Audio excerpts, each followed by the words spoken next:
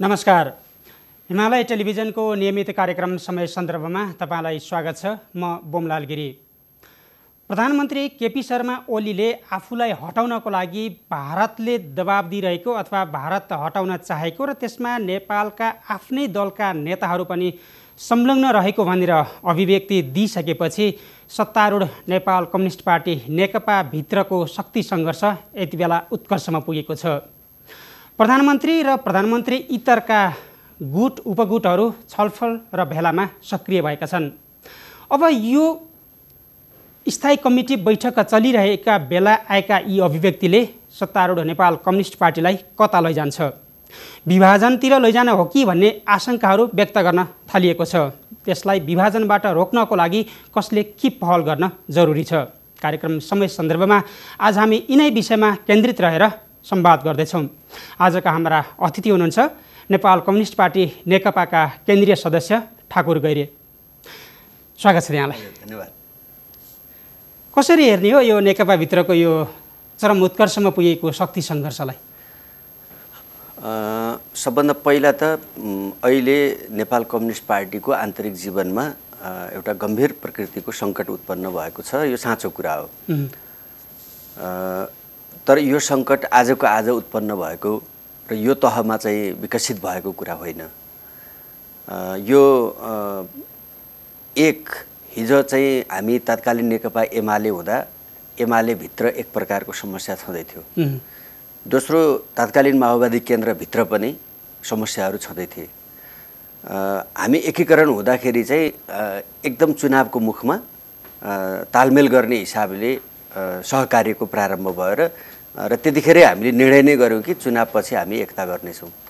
त्यस भएपछि त्यो जनतासँग गरिएको प्रतिबद्धतालाई कार्यान्वयन गर्ने क्रममा हामी एकताबद्ध हुँदाखेरि, पार्टी एकीकरण हुँदाखेरि चाहिँ त्यतिखेर चाहिँ तत्कालीन पार्टीका कमिटीहरूभित्र, नेकपा एमालेको केन्द्रीय कमिटीभित्र, माओवादी केन्द्रको कमिटीभित्र त्यो एकता गर्ने र त्यसका मापदण्डहरू, त्यो एकता कसरी गर्दैछौँ, के गर्दैछौँ, यसका नीतिगत, कार्यक्रमिक, नेतृत्व निर्माण लगायतका विषयहरूमा घनीभूत एउटा मसिनो छलफल को स्थिति भएन। र त्यसकारणले नै हामीले केही सैद्धान्तिक वैचारिक हिसाबले अत्यन्त न्यून निर्णय गऱ्यौँ र बाँकी सबै महाधिवेशनलाई छोड्यौँ र नेतृत्वका हिसाबले पनि हामीले दुईटा अध्यक्ष बनायौँ र हामी केन्द्रीय कमिटी बनाएर आयौँ। र त्यसपछि बिचमा हामी एकीकरण भएर त आयौँ, तर हाम्रो चाहिँ एकीकरण भएपछि पनि त्यो पूर्व एमाले भित्रको पनि पुराना चाहिँ आफ्ना आफ्ना टिमहरू चलिराख्ने, माओवादीभित्र पनि आफ्नो चाहिँ गतिविधिहरू निरन्तर भइरहने, एमाले चलिरहने, माओवादी चलिरहने, नेपाल कम्युनिस्ट पार्टी नचल्ने एउटा अवस्था हामीले भोग्दै आयौँ। तर केन्द्रीय कमिटीको बैठकले एउटा चाहिँ त्यो सबै कुरालाई ब्रेक गर्यो। अब चाहिँ हामी वास्तवमा नेकपा भयौँ र अब अलिकता गति हुन्छ भन्ने त्यो एउटा विश्वाससहितको उत्साह केन्द्रीय कमिटीले पैदा गरेको थियो। तर भयो के भन्दाखेरि केन्द्रीय कमिटीको बैठकले गरेका निर्णयहरू नै कार्यान्वयन भएनन्। हामीले चाहिँ 15 दिनभित्र एकीकरणका बाँकी काम सक्ने भन्यौँ।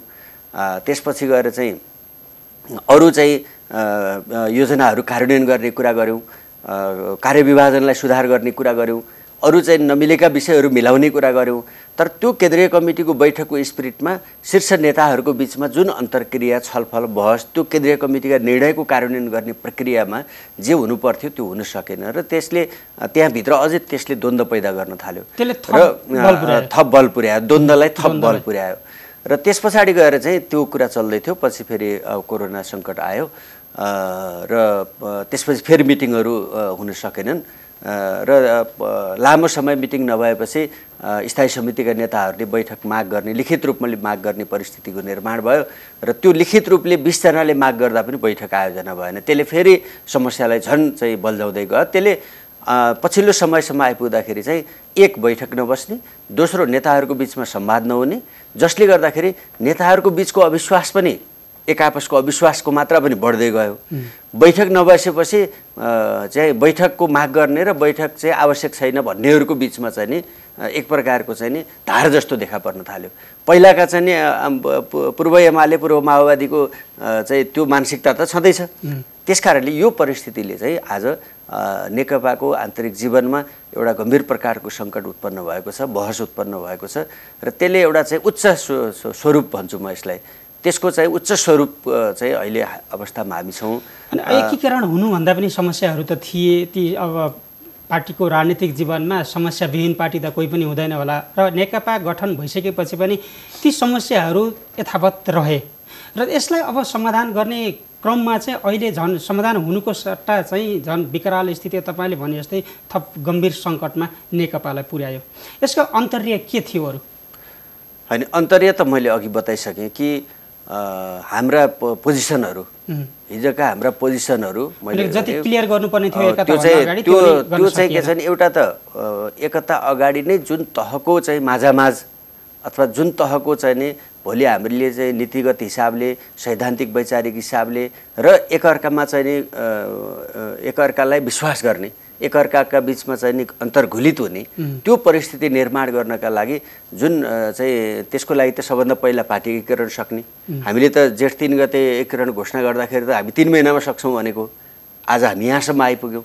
आज पनि तपाईँको यो मञ्चमा टेलिभिजनमा बोल्दै गर्दाखेरि म चाहिँ एकीकरणका काम बाँकी सक्नु पर्यो भनेर चाहिँ म भन्दैछु। भनेपछि हामी यहाँनिर किन यहाँसम्म आइपुग्ने परिस्थिति किन बन्यो भन्ने एउटा पाटो छ। दोस्रो चाहिँ हामी चाहिँ मैले अघि भने कि नेपाल कम्युनिस्ट पार्टी एमाले हामीले खारेज गरिसक्यौँ, माओवादी हामीले खारेज गरिसक्यौँ। अनि गएर चाहिँ तर आज हामीसँग चाहिँ म एमाले हुँ, म माओवादी हुँ भन्ने चाहिँ त्यो मानसिकता चाहिँ खारेज भएन।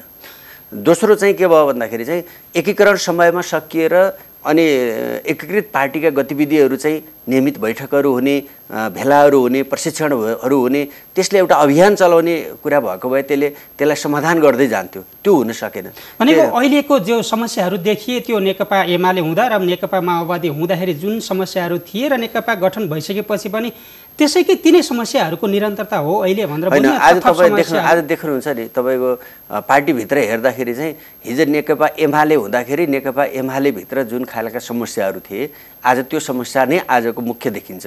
माओवादी हिजोको माओवादी केन्द्रभित्र चाहिँ नि हिजो विभिन्न चाहिँ कोणबाट जे समस्याहरू आन्तरिक जीवनमा जे थिए आज त्यसका रिफ्लेक्सनहरू आज पनि देखिन्छ। दोस्रो चाहिँ पार्टी एकीकरण भइसकेपछि त्यो एकीकरणलाई चाहिँ अगाडि बढ्ने सन्दर्भमा चाहिँ 2-3टा कुरा के देखिन्छ भने एउटा चाहिँ यो एकता भनेको 2टा नेताले गरेको हो, त्यसकारणले सबै कुरा 2टा नेताले मिलेर गर्नुपर्छ भन्ने खालको मानसिकता पनि देखिन्छ। अर्कोतिर होइन, हामी त चाहिँ पार्टीको एउटा विधान अनुसार कमिटी प्रणाली अनुसार आएका छौँ। त्यसले गर्दाखेरि अब त मुख्य कुरा कमिटीको कुरा हो। त्यसले गर्दाखेरि कमिटीका बैठकहरू विधान बमोजिम बस्नु पर्यो, विधिसम्मत बस्नु पर्यो, कमिटीका निर्णयहरू हुनु पर्यो, संस्थागत चाहिँ निर्णयको कुरा गर्नु पर्यो, सामूहिक चाहिँ हिसाबले चल्ने चलाउने कुराको गर्नु पर्यो भन्ने कुरा चाहिँ एकातिर हुँदै रहेको छ। अर्कोतर्फ फेरि 2टा अध्यक्षभित्र पनि चाहिँ एउटा ठुलो अध्यक्ष हो, एउटा सानो अध्यक्ष हो।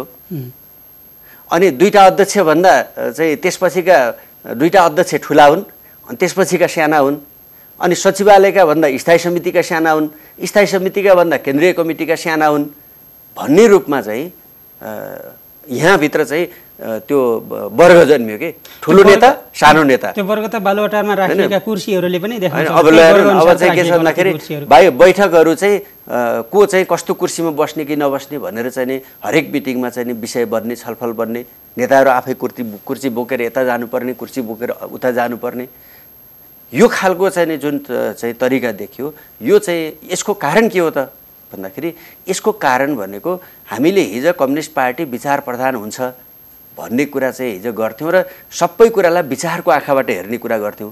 आज चाहिँ त्यो विचारको आँखाबाट नहेरेर व्यक्तिको आँखाबाट, केपी ओलीको आँखाबाट के भन्ने, प्रचण्डको आँखाबाट के भन्ने, ठाकुर गैरीको आँखाबाट के भन्ने, यो खालको चाहिँ नि कुराबाट आउन थाल्यो। यहाँ त चाहिँ हामीले देशमा घटेका घटनाहरूलाई, देशमा चाहिँ नि विकसित भएका परिस्थितिहरूलाई हामीले मार्क्सवादी दृष्टिकोणबाट हेरेर एनालाइसिस गरियो भने पो त्यो त्यसको ठिक डायलोसिस हुन्थ्यो। व्यक्तिको आँखाबाट हेरेपछि त मैले तपाईँलाई चाहिँ जति गोरो देख्छु हैन। अर्को मान्छेले तपाईँलाई त्यतिकै गोरो नदेख्न सक्छ, त्यो उसको हेराइको तरिका हो। तर मार्क्सवादी आँखाबाट हेऱ्यो भनेदेखि त तपाईँको गोरोको पनमा चाहिँ कुनै विभेद हुँदैन, त्यो जस्ताको तस्तै हुन्छ। त्यसैले गर्दाखेरि यहाँनिर समस्या देखा पर्यो। यो समस्याको समाधान गरेर मात्रै अगाडि बढियो भने हामी एक ठाउँमा पनि हुन्छौँ, ठिक ठाउँमा पनि समस्या थियो। अहिलेको मुख्य समस्या के हो त? जस्तो अहिले स्थायी कमिटी बैठक चलिरहँदा देखिएको समस्या जसले नेकपालाई सङ्कटतिर धकेलिरहेको छ, यसको त एउटा यसको मुख्य कारण भनेको त पार्टीको नियमित बैठक नहुने कुरा नै हो भन्छु म आज तत्कालको लागि। त्यसभित्रका त अनेक कारणहरू छन्, बैठक किन भएन भनेर खोतल्दै जाँदाखेरि धेरैवटा विषयहरू आउँछन्।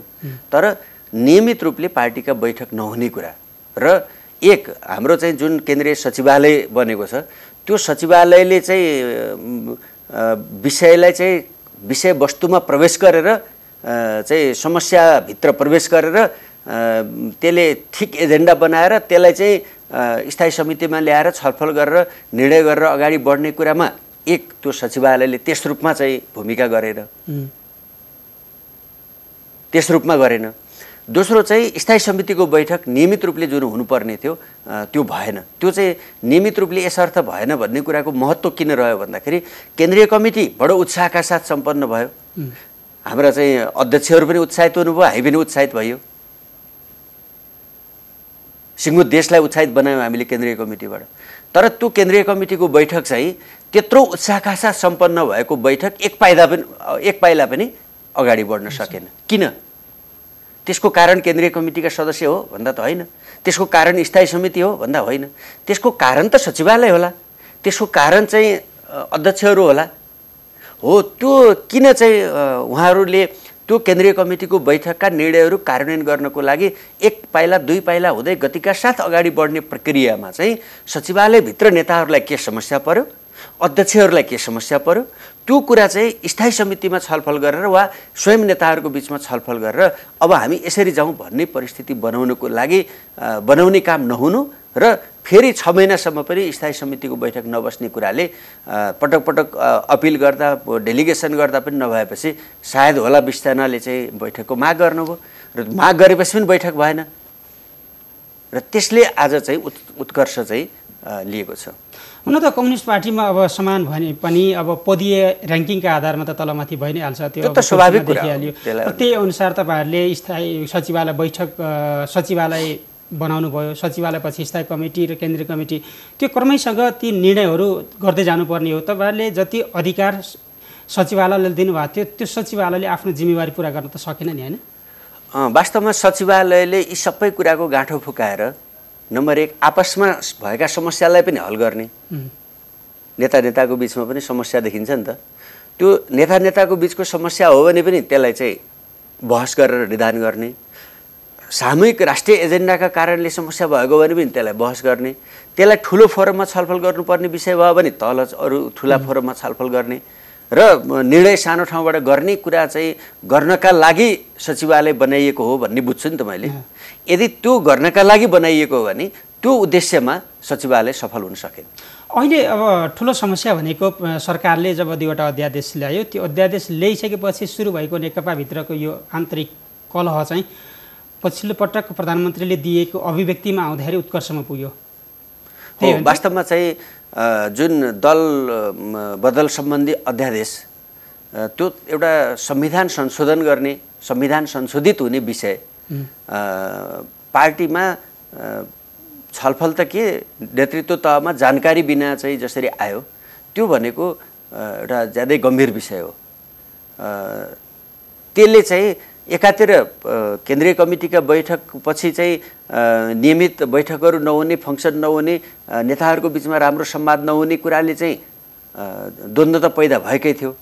त्यसमाथि चाहिँ नेतृत्व तहमा पनि छलफल नभइकन, त्यसको चाहिँ सचिवालयमा पनि छलफल नभइकन अध्यादेश प्रस्तुत हुने कुराले चाहिँ त्यसमा घिउ थप्यो, आगोमा घिउ थप्यो। एकातिर त्यो गलत कुरा थियो, अर्कोतर्फ चाहिँ प्रणालीका हिसाबले अध्यादेश आफैमा गलत थियो, त्रुटिपूर्ण थियो। त्यसमाथि चाहिँ पार्टीमा छलफल नगरिकन गर्ने कुराले चाहिँ थप समस्या पैदा भयो। त्यसले गर्दाखेरि चाहिँ द्वन्द्व बढ्यो। अनि त्यसलाई पनि फेरि चाहिँ अध्यादेश फिर्ता भइसकेपछि फेरि त्यसमा चाहिँ लिडरसिप तहमा बसेर चाहिँ राम्रो मसिनो छलफल गरेको भए त्यो त फेरि समाधान भइहाल्थ्यो। फेरि पनि त्यो कुरा भएन र चाहिँ स्थायी समिति पनि बसेन। त्यसले गर्दाखेरि आज यहाँ आइपुगेको छ। अहिले जसरी अब स्थायी कमिटी बैठकबाटै प्रधानमन्त्रीको पदबाट र अध्यक्ष पदबाट दुवैबाट राजीनामा दिनुपर्छ भनेर केपी शर्मा ओलीमाथि आवाज उठिरहेपछि के प्रधानमन्त्रीले जनताले सोचेअनुसार अथवा पार्टी नेता कार्यकर्ताले सोचेअनुसार प्रधानमन्त्री अथवा अहिलेको सरकारले काम गर्नै नसकेको हो? होइन, यसमा चाहिँ म के भन्छु भन्दाखेरि केन्द्रीय कमिटीको बैठकमा सरकारका कामहरूको बारेमा ज्यादै सघन छलफल भएको थियो, समीक्षा भएको थियो। पार्टीको त्यो कामको अवधिभित्र पनि 20 महिनाको अवधिको पनि समीक्षा भएको थियो र केन्द्रीय कमिटीले चाहिँ सरकार अब कसरी अगाडि बढ्नुपर्छ, पार्टी चाहिँ कसरी अगाडि बढ्नुपर्छ भन्ने कुरालाई चाहिँ दिशानिर्देश गरेको थियो, योजना पनि बनाएको थियो। तर त्यो चाहिँ केन्द्रीय कमिटीले गरेको दिशानिर्देश पनि लिडरसिप तहबाट अवलम्बन भएन अनि त्यसले बनाएको कार्यक्रमको कार्यान्वयन पनि भएन। त्यसले तिथि तोकेर गरिएका कामहरू पनि भएनन् र त्यसमाथि चाहिँ तपाईँले अघि भन्नुभयो जस्तै अध्यादेश प्रकरण, त्यहाँबाट के प्रकरण यी चाहिँ चिजहरू आए। सडकमा चाहिँ नि जनताको तहबाट, सडकको तहबाट सरकारका बारेमा उठेका प्रश्नहरूको जवाफ त चाहिँ एउटा सरकारको फोरमबाट पनि दिने हो, अर्को पार्टीको फोरमबाट पनि दिने हो नि त। सरकारमा हुनेले, संसदमा हुनेले संसदको फोरमबाट, सरकारको फोरमबाट जवाफ दिने हो, त्यसको कार्यान्वयन गर्ने हो। पार्टीमा हुने हामी जस्ताले चाहिँ सरकारको बारेमा, पार्टीका बारेमा उठेका प्रश्नको जवाफ हामीले पार्टीको फोरमबाट दिने हो, सडकबाट दिने हो भने त्यो दुईटै काम चाहिँ हुन सकेन। र आज चाहिँ यहाँसम्म आएको छ जहाँसम्म तपाईँले चाहिँ बैठकमा उठेका प्रश्नहरूको अथवा त्यहाँ चाहिँ अहिले चलिरहेको एजेन्डाको विषयमा कुरा गर्नुभएको छ। यसमा मेरो चाहिँ एकदम बुदामा 3टा कुरा के छ भन्दाखेरि, नम्बर 1 कुरा चाहिँ हामी सबैले पार्टीलाई केन्द्र भागमा राख्नु पर्यो र पार्टी नै सबभन्दा मूल कुरा हो भन्ने कुरा ध्यान दिनु पर्यो र पार्टी एकता चाहिँ लाई बचाउने, पार्टी एकतालाई चाहिँ बलियो बनाउने, पार्टी एकतालाई चाहिँ गतिशील बनाउने, पार्टी एकीकरणलाई चाहिँ कहीँ यसमा पार्टी एकतालाई तलमाथि हुन नदिने कुरामा चाहिँ सबैको प्रतिबद्धता चाहियो, नम्बर 1। नम्बर 2 कुरा चाहिँ यो चाहिँ के छ भने समस्याको समाधान चाहिँ पार्टीको समस्या के हो भन्ने कुरा पनि पार्टीमा खोज्नु पर्यो, त्यसको समाधान पनि पार्टीमा खोज्नु पर्यो। दोस्रो कुरा। तेस्रो कुरा चाहिँ हामीले गर्ने निर्णयका चाहिँ प्रक्रिया चाहिँ 2 प्रकारका छन्। एउटा चाहिँ नेताहरूको बिचमा सहमतिमा निर्णय गर्ने, नेताहरूको बिचमा सहमति र त्यो सहमतिलाई सचिवालयमा, स्थायी समितिमा पनि सहमतिमा त्यसलाई बदल्ने र सहमतिमा निर्णय गर्ने। अर्को चाहिँ यदि विषयमा सहमति हुन सकेन भने पार्टीले चाहिँ निर्धारण गरेको विधिमा बसेर टुङ्गो लाउने, बहुमतले निर्णय गर्ने। संसदमा पनि त्यही हुन्छ नि कि नक्साको कुरा राष्ट्रिय सहमतिमा निर्णय भयो, नागरिकताको कुरा चाहिँ बहुमतीय भयो। त्यो नागरिकताको विषय पनि राष्ट्रियतासँगै सम्बन्धित विषय हो नि त। राष्ट्रियताको एउटा सीमा सम्बन्धी विषयमा राष्ट्रिय सहमति भयो, राष्ट्रियतासँगै जोडिएको नागरिकताको विषयमा सहमति भएन, भोटिङ भयो भने केन्द्रीय पार्टीमा पनि त्यही विधि छ, विधान छ, संविधान छ। त्यसकारणले यसमा चाहिँ के छ भन्दाखेरि त्यो विधिबाट निर्णय गर्ने र त्यो निर्णय चाहिँ सबैले मान्ने। निर्णय चाहिँ कतिपय निर्णय मेरा लागि चाहिँ नि त्यो चाहिँ ज्यादै अप्रिय हुन सक्छन् कहिलेकाहीँ। पार्टीले निर्णय गरिसकेपछि त्यो मेरो लागि जति अप्रिय भए पनि त्यसलाई मान्नु चाहिँ त्यो पार्टीको सदस्यका हिसाबले मेरो कर्तव्य हो। अब प्रधानमन्त्रीले सधैँभरि एउटा मात्र गुनासो गरिरहनु भयो, पार्टीले सरकार सञ्चालनमा सहयोग गर्न गरेन भनेर। त्यो गुनासो रहिरह्यो प्रधानमन्त्रीको। फलत अहिले उहाँको पछिल्लो अभिव्यक्ति त्यसैमा केन्द्रित भएर आएको छ। त्यसमा 2टा कुरा छन्। एउटा चाहिँ सरकारलाई पार्टीले सहयोग पुर्याएन अथवा चाहिँ नि सरकारलाई चाहिँ कार्यकर्ताले सहयोग पुर्याएनन्, पार्टी अध्यक्षले भन्नुभएको कुरामा पनि कहीँ न कहीँ त्यो उहाँले केही न केही नभइकन भन्नुभयो भन्ने मलाई लाग्दैन। त्यसको कहीँ न कहीँ त्यसका कारणहरू होलान्। दोस्रो चाहिँ पार्टी अध्यक्षले चाहिँ पार्टी कार्यकर्ताको चाहिँ नि ध्यानै दिनु भएन, पार्टी कमिटीको ध्यानै दिनु भएन, पार्टी सञ्चालनमा ध्यान दिनु भएन। कार्यकर्ता कहाँ छन्, खाछन् कि छैनन्, सक्रिय छन् कि छैनन्, तिनका समस्या के छन्। अनि गएर चाहिँ के अरे पार्टी कमिटीका सदस्यहरूले के काम गर्ने? म एउटा पार्टीको चाहिँ कार्यकर्ता हो। मेरो काम भनेको चाहिँ बिहान उठ्ने, चिया खाने, 10 बजेपछि भात खाने, दिनभरि चाहिँ नि पढेर बस्ने अथवा आफूलाई मन लागेको काम गर्ने, अनि फेरि बेलुका भएपछि खाना खाने, अनि सुत्ने, फेरि बिहान उठ्ने, कि मेरो त्यति काम हो? वा मलाई काम दिने जिम्मेवारी कसको? पार्टीको। त्यसकारणले म जस्ता हजारौं कार्यकर्ताको जो आज जिम्मेवारी विहीन छन् अथवा एक कमिटीमै छैनन्, कमिटीमा छन् भने पनि जिम्मेवारीमा छैनन्, जिम्मेवारीमा छन् भने पनि पार्टी फङ्सन छैन, केही पनि काम छैन। त्यसकारणले हो यो चाहिँ किन चाहिँ सरकारलाई पार्टीले सहयोग गरेन भन्ने पर्ने, पार्टी चाहिँ नेताहरूले पार्टी चलाएनन् भन्ने पर्ने, कार्यकर्ताले नेताहरूले पार्टी कार्यकर्ताको ध्यान दिएनन् भन्ने, पार्टीले र सरकारले चाहिँ चुनावमा गरेको प्रतिबद्धता चाहिँ पुरा गरेनन् भनेर जनतालाई पर्ने प्रश्न उठाउने।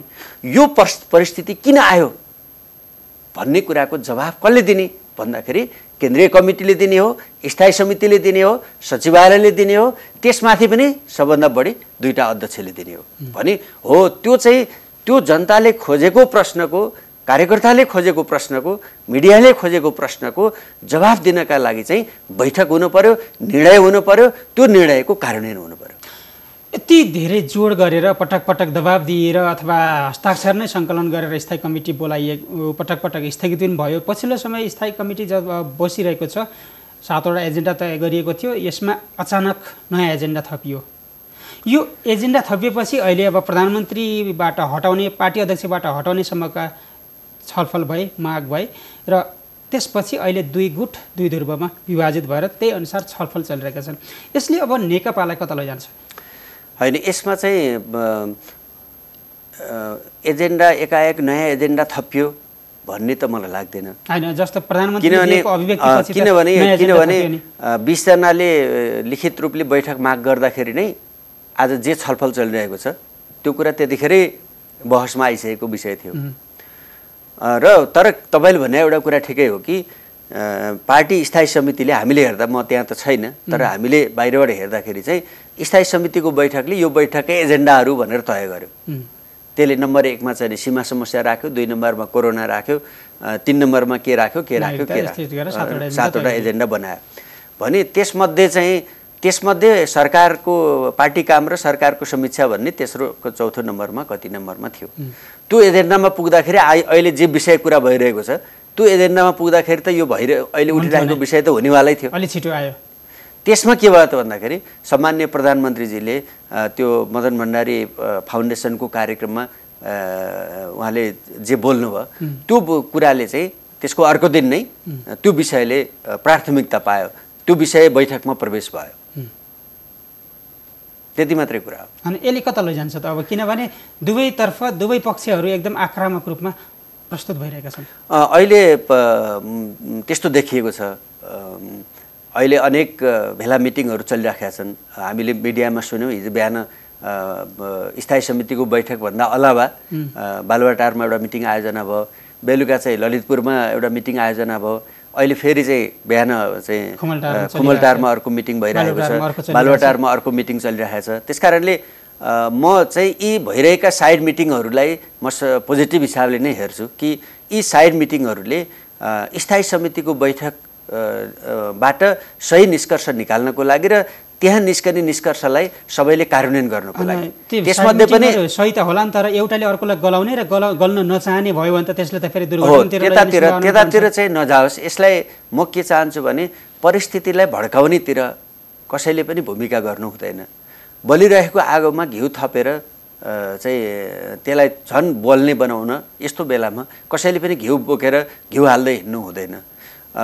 चाहिँ यदि घरमा चाहिँ नि आग लागि भइराखेको छ भने चाहिँ बारुनी यन्त्र बोलाएर अथवा बारुनी यन्त्र नआउन्जेलसम्म पनि आफ्नो घरमा वरिपरि जे छ ल्याएर चाहिँ सकेसम्म छिटो आगो निभाउनको लागि प्रयत्न गर्ने हो। त्यो नै हरेकको कर्तव्य हो। त्यसैले गर्दाखेरि आज नेपाल कम्युनिस्ट पार्टीभित्र जे समस्या उत्पन्न भएको छ त्यो समस्यालाई चर्काउनेतिर भन्दा पनि फेरि पनि नेताहरूको बिचमा उच्च तहको समझदारी सहमति विकास गर्नको लागि बैठकमा चाहिँ नि बैठकमा नै केन्द्रित भएर विषयवस्तुमा छलफल गर्न र समस्याको पहिचान गर्ने, समस्याको निदान गर्ने र त्यसलाई चाहिँ फेरि एकाकार भएर अगाडि बढ्ने परिस्थिति बनाउनका लागि नै सबैको योगदान हुनुपर्छ। जहाँबाट त्यसका चाहिँ विपरीत कामहरू भएका छन् त्यसप्रति हामीले निगरानी पनि गर्नुपर्दछ र त्यस्ता कुरालाई खबरदारी पनि गर्नुपर्छ। म चाहिँ के भन्छु भन्दाखेरि सकेसम्म नेताहरूको बिचमा फेरि पनि समझदारी होस्, सहमति होस्। यदि त्यसो भएन भने पार्टी कमिटीको निर्णय नै गर्ने प्रक्रिया हामीले जे निदान गरेका छौँ त्यसबाट निर्णय होस् र त्यो निर्णय सबैले पालना गर्ने त्यो कर्तव्य सबैले पुरा गरौँ। यो नै समाधानको योभन्दा अर्को विकल्प छैन। तपाईँ केन्द्रीय सदस्यको नाताले बाहिर बसेर स्थायी कमिटीले गरिरहेको छलफल, त्यहाँ उठेका एजेन्डाका विषयमा हेर्दाखेरि चाहिँ के अहिले नै प्रधानमन्त्रीलाई दुवै पदबाट हटाउनु पर्ने आवश्यकता हो? होइन, त्यहाँ चाहिँ म स्थायी समितिकोले गर्ने निर्णय चाहिँ मैले यस्तो निर्णय गर्नुपर्छ अथवा यो निर्णय भनेर भन्नु उपयुक्त हुँदैन। म यति भन्छु र हामीले नेताहरूलाई भेटेर पनि कुरा गरिरहेका छौँ। हामी केन्द्रीय समितिको सदस्य भएर पनि त्यो स्थायी समितिमा नभएको व्यक्ति भयो भने हामीले चाहिँ निष्क्रिय बसेको छैन। हामीले चाहिँ स्थायी समितिको नेताहरूलाई, सचिवालयको नेताहरूलाई, अध्यक्ष कमरेडरहरूलाई हामीले चाहिँ विभिन्न तरिकाबाट हामीले अनुरोध गरिरहेका छौँ, भनिरहेका छौँ कि यो पार्टी एकता चाहिँ लाई कमजोर बनाउने कुरा कसैबाट हुनुहुन्न। एक, त्यो हामीलाई स्वीकार्य छैन। नम्बर एक, त्यो देशलाई स्वीकार्य छैन, त्यो जनतालाई स्वीकार्य छैन। किन छैन भन्दाखेरि यो नेकपा आज केवल एकपटक केपी ओली प्रधानमन्त्री हुनका लागि वा उहाँ हटेर अर्को व्यक्ति प्रधानमन्त्री हुनका लागि वा चाहिँ अहिलेको सङ्ख्याका चाहिँ नेताहरू मन्त्री हुनका लागि, केही थान नेताहरू सांसद हुनका लागि यो एकता भएको होइन। यो एकता आजको लागि जति अपरिहार्य आवश्यकता थियो भोलिको लागि त्योभन्दा 10औं गुणा बढी अपरिहार्य आवश्यकता छ। त्यसकारण आज यो पार्टीको एकतालाई कमजोर बनाउने, यसलाई चाहिँ नि खण्डित गर्ने, यसलाई विभाजित गर्ने, यसलाई चाहिँ तोडफोड गर्ने कसैलाई अधिकार छैन। त्यो गर्न पाइँदैन। नम्बर एक, हामीले यो कुरा नेताहरूलाई भेटेर भनिरहेका छौँ।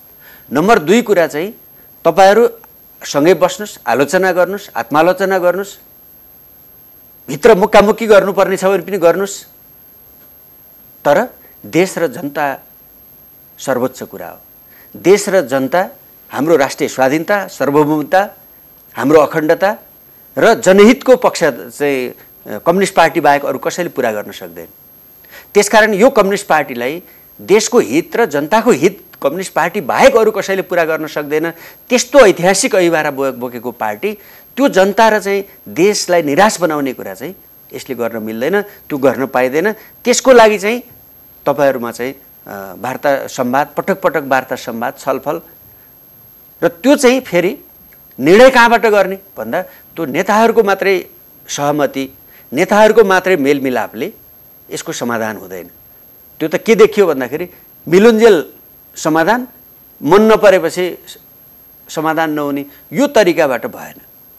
तपाईँहरू म आज मिलिराखेका छौँ, ठिक छ, भोलि चाहिँ रिस उठेपछि अनि चाहिँ सबै कुरा चाहिँ भताभुङ्ग गर्ने, त्यो गर्न पाइँदैन। त्यसकारणले चाहिँ पार्टी कमिटी, पार्टीको संस्थागत जीवन, पार्टीमा चाहिँ सामूहिक निर्णय, पार्टीमा चाहिँ संस्थागत निर्णय, पार्टीको विधि विधानको कार्यान्वयन, त्यो चाहिँ पार्टीको विधि विधानको कार्यान्वयन, संस्थागत निर्णयको तरिका चाहिँ र पार्टीलाई सर्वोच्चमा राख्ने त्यो अनुशासन, त्यो आचरण, त्यो चाहिँ कम्युनिस्ट चाहिँ हामीले कमरेडली कार्यशैली भन्छौँ, त्यो चाहिँ कार्यशैली, त्यो विचार प्रधानता, यो कुरा सबभन्दा बढी अध्यक्षहरूले देखाउनु पर्यो, सबभन्दा बढी सचिवालयका नेताहरूले देखाउनु पर्यो, स्थायी समितिले देखाउनु पर्यो।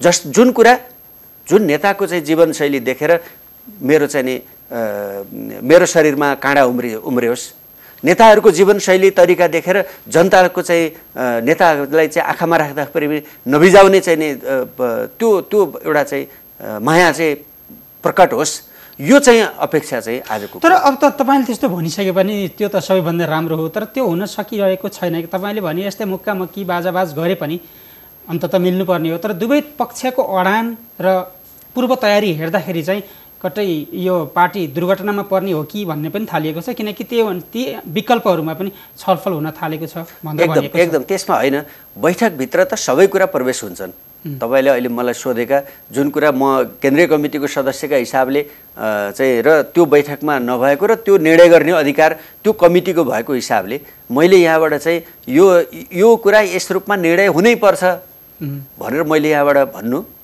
त्यो नैतिक हिसाबले पनि मिल्दैन र अर्को चाहिँ मेरो आज त्यो ड्युटी पनि होइन।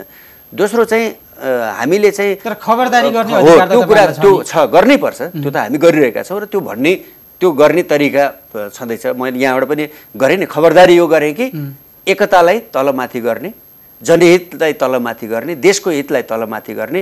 कम्युनिस्ट पार्टी बाहेक अर्कोले गर्न नसक्ने कुरा चाहिँ कम्युनिस्ट पार्टी कमजोर भएछ त हुन्न नि त। त्यसले गर्दाखेरि कम्युनिस्ट पार्टीलाई कमजोर गर्ने कुरा चाहिँ कसैले गर्न पाइँदैन भन्ने यो हाम्रो खबरदारी हो। र त्यसमा चाहिँ तपाईँले भन्नुभएको सही कुरा हो कि मैले अघि पनि भने कि त्यो कहिले कहिले नेताहरूको बिचमा बेमेल हुन्छ, नेताहरूका बिचमा भएका कन्ट्राडिक्सनहरू चाहिँ आपसमा बसेर मिलाउन सकिँदैन, चाहिँ सबै कुरामा सहमति हुँदैन। त्यस कारणले नभएपछि निर्णय त हुनु पर्यो नि त। त्यो नेताको बिचमा सहमति हुन सकेन, कार्यकर्ताको बिचमा सहमति हुन सकेन भने निर्णय कसरी गर्ने त भन्ने कुरा समस्या पर्छ भनेर नै पार्टीमा विधान बनाइएको हो, पार्टीमा विधि बनाइएको हो। नत्र विधि नै चाहिन्थेन नि त। भनिन्छ नि त के अरे पहिला राम राज्य थियो रे कुनै बेला, त्यहाँ चाहिँ कुनै न संविधान थियो, न कानुन थियो, न के थियो र थिएन नि त। भोलि हामीले चाहिँ साम्यवाद भनेका छौँ, त्यो साम्यवादको परिकल्पना पनि त्यही हो। त्यहाँ विधि हुने छैन, विधान हुने छैन, कानुन हुने छैन, केही आवश्यक हुने छैन भने आज चाहिँ संविधान किन चाहियो देशमा, मन्त्री परिषद किन देशमा चाहियो, किन त्यसको ऐन नियम कानुन चाहियो भन्दाखेरि आज सहमति छैन, विमति छ। त्यो विमतिलाई चाहिँ निर्णयमा ल्याउनलाई त्यो चाहियो भनेपछि हामीले पनि पार्टीमा विचार त चाहिँ नि मार्क्सवादी विचार सबभन्दा सही विचार छ नि त, तर त्यो मार्क्सवादी विचार कार्यान्वयन गर्ने प्रक्रियामा त्यसका व्याख्या आफ्ना अनुसार हुन सक्छन्। त्यसकारणले त्यसलाई एउटा ठाउँमा ल्याउनका लागि विधि बनाइएको, त्यसैले त्यो विधिमा सबै बस्नु पर्यो। विधि उल्लङ्घन गर्ने अधिकार कसैलाई हुनु पाएन। हुन त अब नेताहरूले फर्केर जाने पुल छैन, त्यो पुल भत्काइसकियो भनेर पटक पटक भन्ने गर्नुहुन्छ। तर अहिले हेर्दाखेरि चाहिँ फेरि अब त्यही नयाँ पुल निर्माण गर्ने अथवा नेकपा एमाले भन्ने एउटा पार्टी दर्ताका लागि निवेदन भयो अरे, त्यसले हेर्दाखेरि त फेरि नयाँ पुल निर्माण गर्नेतिर पो नेताहरू लागि कि भन्ने आशंका पनि छ। होइन, त्यो चाहिँ तपाईँले ठिकै सम्झाउनु भयो कि एकीकरण भएपछि नेताहरूले भन्नुभएकै कुरा हो त्यो कि हामी अगाडि बढ्यौँ, अगाडि बढ्दाखेरि हामी अगाडि मात्रै आएनौँ, पछाडिको पुल पनि भत्काएर आयौँ। अहिले चाहिँ रातारात यसो लुकी छिपी चाहिँ त्यो भत्किएको पुल बनाउने तर्फ ध्यान गएको अथवा त्यसमा कोसिस गएको जस्तो देखिन्छ र त्यो गलत कुरा हो। त्यस्तो कसैले गर्नु हुँदैन। हामीले जे निर्माण गरेका छौँ कि त भन्नु पर्यो कि यो एकता गर्ने कुरै त्रुटिपूर्ण थियो, त्रुटिपूर्ण छ के त्यो भन्न कसैले सक्छ? यो ऐतिहासिक काम थियो, नेताहरूले जे गर्नुभयो ऐतिहासिक काम गर्नुभयो। हामीले त यो गरे बापत नेताहरूलाई त शिरमा राखेका छौँ। उहाँहरूले चाहिँ एउटा ऐतिहासिक योगदान गर्नुभएको छ, किनकि यो सही कुरा छ। त्यसैले आज चाहिँ यति धेरै जनताले स्याबासी दिएको, यति धेरै जनताले मन पराएको, यति धेरै राष्ट्रले स्वीकार गरेको, अब हिँडेर जोड यति धेरै स्वीकार गरेको, यति धेरै मत दिएर यति ठुलो पार्टी बनाएको, एसियाकै दोस्रो ठुलो पार्टी बनाएको नेपाल कम्युनिस्ट पार्टीको सरकारले गर्नुपर्ने काम चाहिँ यस्तै हुन्छ। जनताले अपेक्षा यही गरेका थिए। तपाईँलाई चित्त बुझ्दो काम छ? त्यो अपेक्षा पुरा भएको छैन। जनअपेक्षा, कार्यकर्ताको अपेक्षा, समृद्ध मलाई लाग्छ स्वयं म चाहिँ जनताको अपेक्षा छोड्नुहोस्, कार्यकर्ताको अपेक्षा एकछिनलाई छोड्नुहुन्छ भने पनि मलाई लाग्छ स्वयं क्याबिनेटमा चाहिँ बसेर चाहिँ नेतृत्व गरिरहनु भएको, पार्टीको उच्च तहमा बसेर नेतृत्व गरिरहनु भएको नेताहरू स्वयं भित्र मनमा चाहिँ हामीले जति गर्न सक्नुपर्ने हो हामीले गर्न सकिरहेका छैनौँ भन्ने कुरा स्वयं उहाँहरूलाई पनि अनुभूति छ, भइरहेको हुनुपर्दछ। हामीले गर्न सकिरहेका छौँ, तर के गर्न नसकिने परिस्थिति नै हो त भन्दा होइन, गर्न सकिने परिस्थिति छ, गर्न सकिन्छ। त्यो दिशामा लैजाने हो। त्यो दिशामा लैजानका लागि पार्टी बलियो हुनुपर्छ।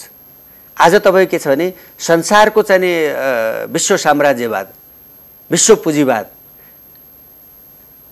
रसिया जस्तो देशबाट समाप्त भएको कम्युनिस्ट आन्दोलन, अरू संसारबाट चाहिँ अब कम्युनिस्ट पार्टीबाट कहीँ चाहिँ साम्राज्यवादका लागि चाहिँ अवरोध छैन भनेर ढुक्क भएको पुँजीवाद, साम्राज्यवाद आज नेपालमा चाहिँ त्यो पनि भ्यालेटबाट चाहिँ यो तहमा आउँदाखेरि चाहिँ त्यो चिन्ताको विषय बन्नु र यसलाई चाहिँ कमजोर बनाउनको लागि उनीहरूले भूमिका खेल्नु कुनै नौलो कुरा होइन।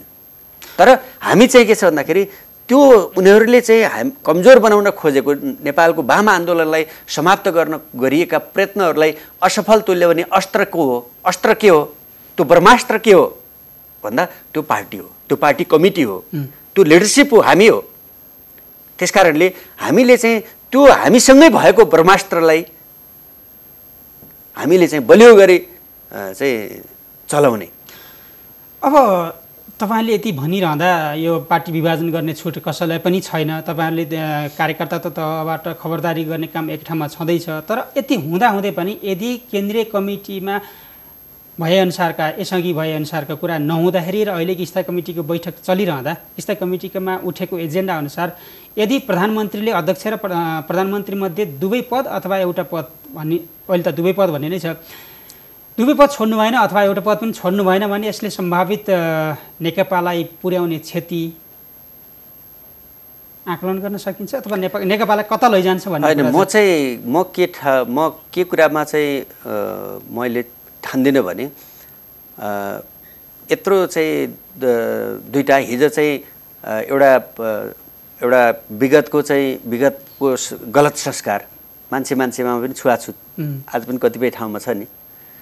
हिजो दुईटा पार्टीको बिचमा त्यो छुवाछुत जन्य व्यवहार भएको, हिजो चाहिँ त्यो मात्रै होइन कि एकअर्काको बिचमा निषेधको सम्बन्ध भएको दुईटा कम्युनिस्ट पार्टीलाई चुनावमा सहकार्य गर्ने अनि गएर चाहिँ यो तहमा एकीकरण गरेर यो एउटा देशको प्रमुख पार्टीको रूपमा चाहिँ स्थापित गर्ने कुराको नेतृत्व गर्ने नेतालाई मैले चाहिँ के छ भन्दाखेरि त्यो आज चाहिँ उहाँहरूले पार्टी विभाजन गरेर अर्को पार्टी बनाउने र त्यसको नेतृत्व गर्नुहुन्छ।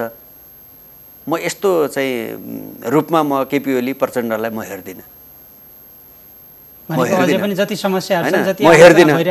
त्यस रूपमा हेर्दिनँ त्यो काम। किन उहाँहरूले आज जुन ठाउँमा उहाँ हुनुहुन्छ नि, जसले यो परिस्थिति निर्माण गर्नको नेतृत्व गर्नुभएको छ भने म त्यस रूपमा उहाँहरूलाई ठान्दिनँ। एक दुई चाहिँ तर त्यसमा समस्या छैन त भन्दा उहाँहरूको बिचमा गम्भीर समस्या छ र त्यो एजेन्डा बनेको छ। त्यो एजेन्डा चाहिँ उहाँहरूकै बिचमा सहमति भएर, नेताहरूको बिचमा सहमति भएर वा स्थायी समितिको मेजोरिटीले निर्णय गरेर, सकेसम्म मेजोरिटीले निर्णय गर्ने तहमा नपुगोस् भन्ने नै म चाहन्छु। तर त्यो निर्णय चाहिँ मान्नुपर्छ भन्नुभएको थियो, त्यो निर्णय नमाने त दुर्घटना हो। त्यसमा चाहिँ मैले त्यही भनेको, म आज पनि यसमा सहमतिका साथै प्रस्तुत भएका प्रवेश भएका एजेन्डाहरूमा नेताहरू कुनै न कुनै रूपमा सहमति भएर यो टुङ्गिनेछ। पहिलो नम्बर कुरा त्यस्तो हुन सकेन भने पनि स्थायी समितिले निर्णय गर्नुपर्छ, गर्नेछ। दोस्रो कुरा, निर्णय गरिसकेपछि त्यो निर्णय चाहिँ केपी ओली प्रचण्ड तहको नेतृत्वले त्यसलाई अस्वीकार गरेर अर्को बाटो हिँड्नेछ भन्ने कुरा चाहिँ म मान्दिनँ र उहाँहरूले त्यो निर्णयलाई स्वीकार्नुहुनेछ। त्यो निर्णयलाई स्वीकार्ने मात्र होइन कि त्यो निर्णयलाई कार्यान्वयन गरेर फेरि हामी अगाडि बढ्ने तहमा नै नेताहरूले नेतृत्व गर्नुहुनेछ भन्ने म आशा गर्छु। भनेको अहिले सतहमा जति कुराहरू आएका छन् ती अन्ततः संवादकै माध्यमबाट समाधान हुन्छन् भन्नेमा आशावादी हुनुहुन्छ। संवाद, सकेसम्म सहमति, तेस्रो नम्बरमा चाहिँ प्रक्रियागत निर्णय र त्यो निर्णयको नमानेको सन्दर्भमा हो यो दुर्घटना। त्यो चाहिँ सहमति, नेताहरूको बिचमा सहमति नै भएन भने प्रक्रियाबाट निर्णय त हुनैपर्छ। पार्टी अनिर्णयको बन्दी बन्न मिल्दैन, बन्न पनि हुँदैन। तर त्यो निर्णय भएपछि नेताहरूले निर्णय मान्नुपर्छ। हजुर, हुन्छ। यहाँ समय दिनु, आफ्नो कुरा राखिदिनु, यहाँलाई धेरै धेरै धन्यवाद। धन्यवाद। उहाँ हुनुहुन्थ्यो नेपाल कम्युनिस्ट पार्टी नेकपाका केन्द्रीय सदस्य ठाकुर गैरे। उहाँसँग हामीले नेपाल कम्युनिस्ट पार्टीभित्र देखिएको अहिलेको अन्तर्विरोध र अन्तर्विरोध समाधान गर्ने उपायहरू के हुन सक्छन् भन्ने विषयमा संवाद गऱ्यौँ। यसका साथै आजका लागि सन्दर्भको समय सकिएको छ। भोलि नयाँ विषयवस्तु र अतिथिका साथ उपस्थित हुनेछौँ। आजको कार्यक्रमबाट बिदा हुन्छौँ। नमस्कार।